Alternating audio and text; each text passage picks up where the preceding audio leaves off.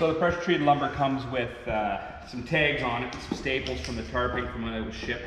So we're just going to go and simply just with a pair of side cutters pop out all the staples.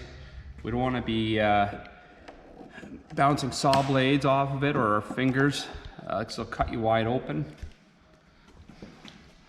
And it's really hard on our power tools. So we just simply go up and down the lumber, pull them all out.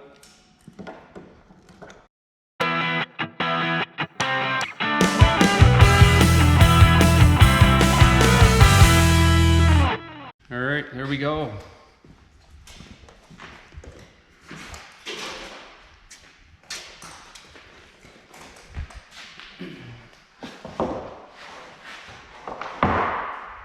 So since our planter bed's 16 feet long, and our lumber comes and it's a little bit longer than 16 feet, we have to cut it down to length. So simply we're going to take our tape measure, measure down to the end, put a little mark at 16 feet. This one's 16 foot and 5/8, so it's 5/8 of an inch longer than we need. So what we're going to do is we're going to take a speed square, a tri-square, framing square, everybody calls them something a little bit different. We put it on the lumber, and I can see my mark that I put here. We line it up, and we just put a pencil mark, and we're going to cut on that side of the line. Let me grab my circular saw.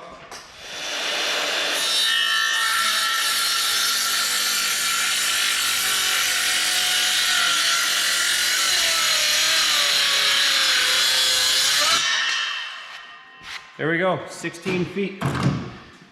We'll do 3 more of those and we'll go on to the other ones. So what we want to do is, when we made the pencil mark, we put the line on it. So we want to cut the line off in this case. And the width of the line makes a big difference.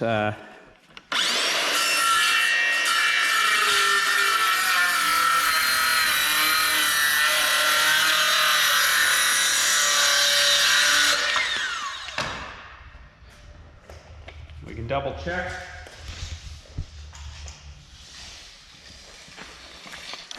Look at that, right on 16 feet.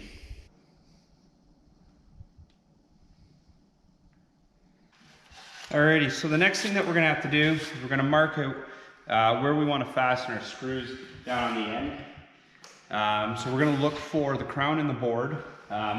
You can do by looking at it this way. And when you look down it, you'll be able to see a bit of an arc in it. So we're going to put crown up, and looking at the material, we're going to put this as our we'll put this as our inside. So all we do is put a little arrow pointing up. That's going to make that'll make assembling it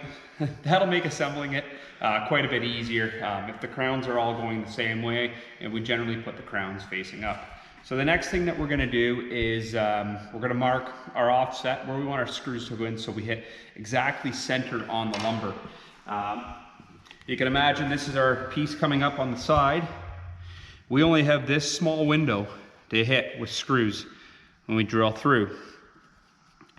So what we have to do is we have to make a mark. This is 1.5 inch material. So we're going to make a mark back 3/4 of an inch. Okay. And then simply we just put a little pencil line, and then when we put our fasteners through, we know we're dead center in the middle of that board.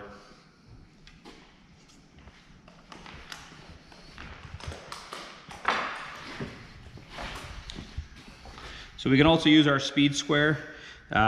This is a 1/2 inch, that's 1 inch, that's 3/4 of it.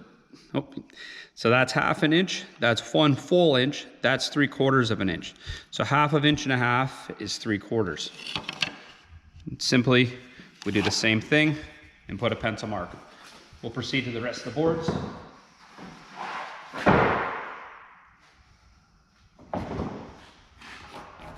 Put the arrow on the inside because we're not going to see it. We don't want to see an arrow on the outside of our planter beds. and just a pencil line. That's simple. So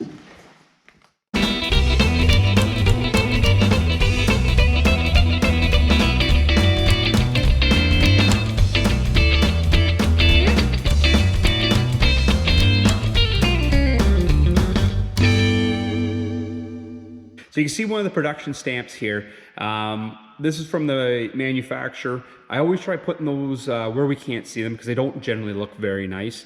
I've already checked the board and the crown is up. So we'll put the pencil mark on the inside where we're not going to see it, and that's where our crown's going to be up.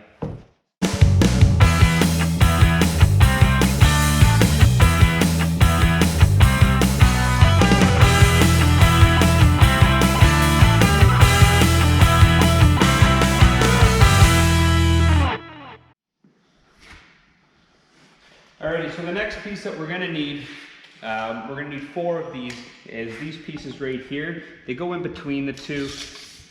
They're measured at 48 inches long. We're gonna be taking them out of the same material. Sorry, trying to keep up. So we're gonna be cutting them out of the same material, the same 16-foot boards that we purchased. We bought all 16-foot boards. We're essentially gonna be doing the same thing. We're just gonna mark them at 48 inches. And we can see it's on this side of the line where I marked it. So when I cut it, I'm gonna cut the line. I'm gonna cut on this side of the line.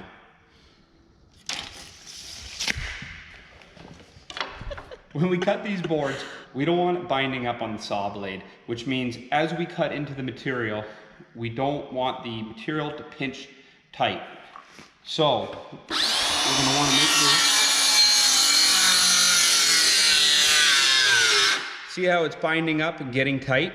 So you can hear it binding up and it's slowing the saw down. That's very, very, very bad. That's gonna bind up the blade and it's gonna shoot the saw back. So what we wanna make sure we do is we turn these up on a bit of an angle.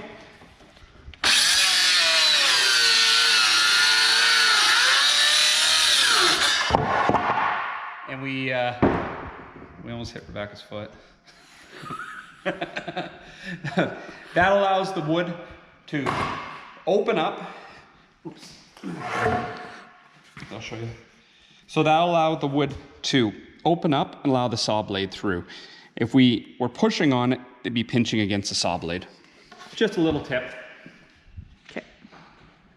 All right, so now that all of our 2x8 material is processed and ready to be assembled, there's one more key thing I'm gonna show you down here is these 2x4 blocks. They hold everything together. There's a total of 10 of them in this structure. Blocks are 14.5 inches long. So we're gonna go over to the chop saw now. And we're gonna make up a few of these.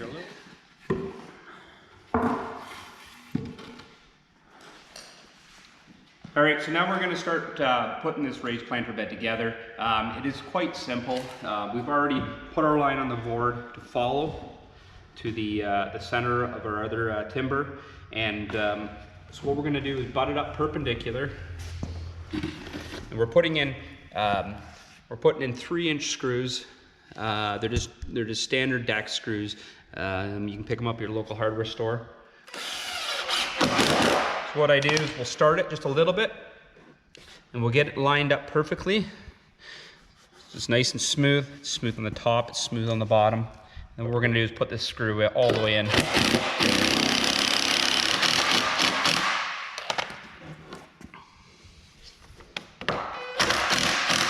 There we go. So we pulled the joint tight together.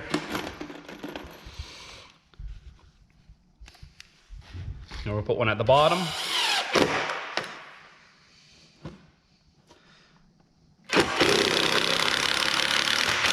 So what we've done is we've started the screws 1 inch down from either end. We have just eyeballed it. We haven't gone ahead and measured it. It's just, if you have it too close to the end, what's gonna happen is it's gonna split it. So, and then the rest of these, it's the same thing. We just, we're gonna put 4 screws in. And all we're gonna do is we're just gonna split the differences from top to bottom. Once again, there's no measurements involved for this. It's just use your best eye on it, and it's quite easy.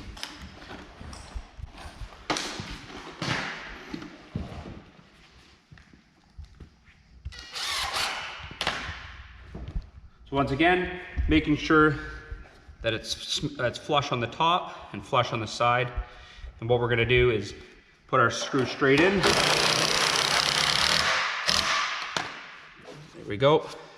So you can see there's a little bit of a lip on the bottom here.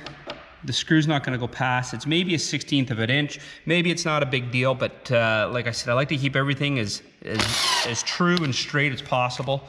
So by lifting up on the corner, now it lines it up and it's nice and smooth. What that is the timber itself has got a little bit of a wave in it. It's never perfectly straight. It's pretty good, but now that we got it smooth or flush on all sides, we'll just put the remainder of the screws in.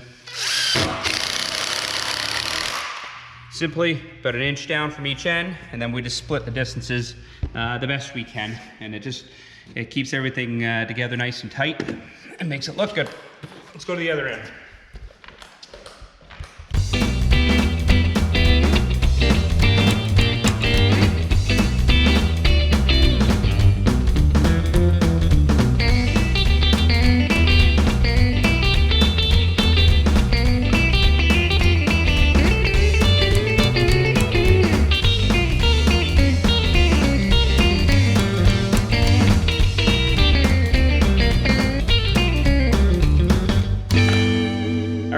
Our 4 corner posts installed. Now we can put the other 16-foot boards on top and fasten them to that.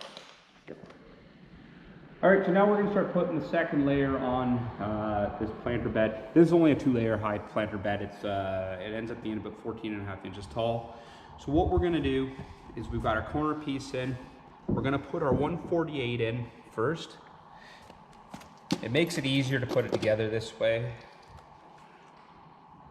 All right, 1 inch down. We're gonna make it flush. Give her a little tap. All right, and we're gonna put the screw in.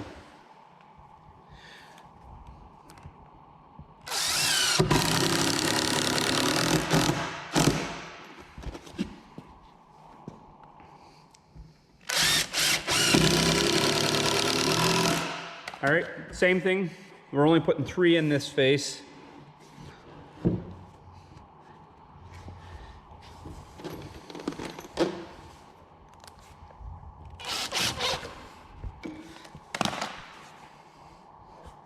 All right, so we're gonna line up this corner.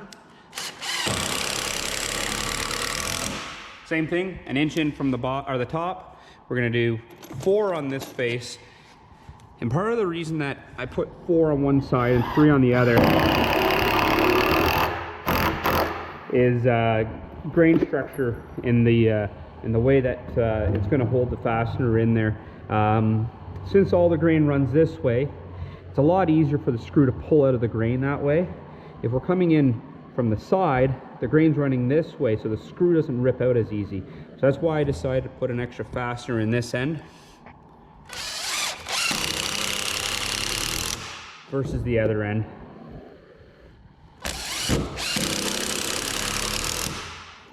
All right, so now that we got the 4 in there, we're gonna come into this side. We're gonna do the same thing as we did on the bottom. We're gonna put the 3 screws in on an angle.